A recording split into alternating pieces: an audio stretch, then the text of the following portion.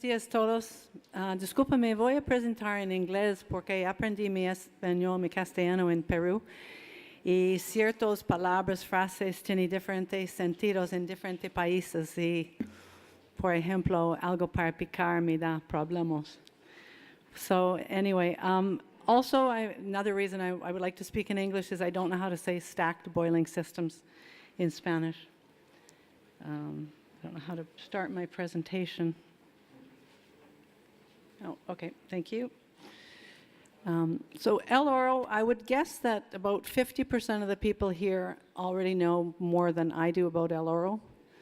Everybody that's worked in Mexico for a long time, it's very well known. And probably 95% of you know more than I do about low sulfidation systems. So I'll do my best today to make sure you leave here knowing a little bit more about our low sulfidation system at El Oro and a stacked boiling system.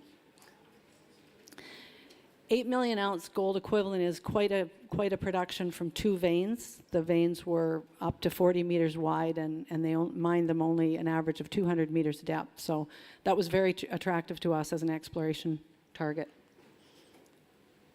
You can see that we're located 110 kilometers northwest of Mexico City in an area that's easy to get to, easy accessible. It's in the mountains, it's very fresh air, and people that know mining with the historic area, historic work, but also a lot of tourism in the area, but people are very friendly towards mining. And they know their ancestors had a very good life with mining, and it's all underground anyway, so. Here you can see the infrastructure, road work and such. So, as I mentioned, one of Mexico's most historic gold producers. At the turn of the century, is actually North America's largest gold producer, $1 million a month in revenues. So very significant, but it also has very significant silver production.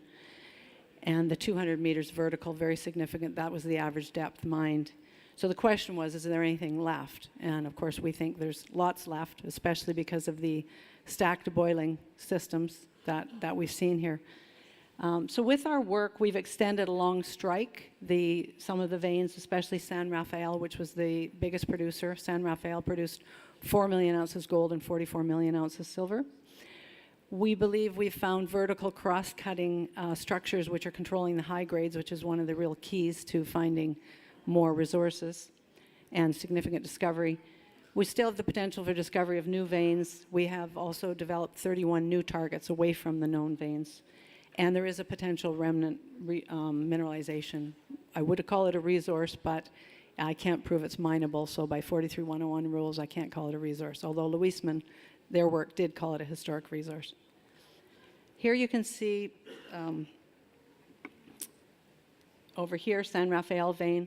As I mentioned, 5 million ounce gold equivalent, and Veta Verde, 3 million ounce gold equivalent. Those are found underground, blind. There was one area that was one window of the veins showing, but otherwise it's all hidden by younger volcanics.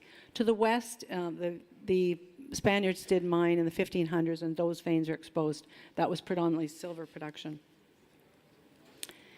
Mining history showed, as I mentioned, the Spaniards in the 1500s, most of the significant mining up until 1925 in San Rafael. After that, Dos Estrellas took over, and since 1937, very little mining in the area.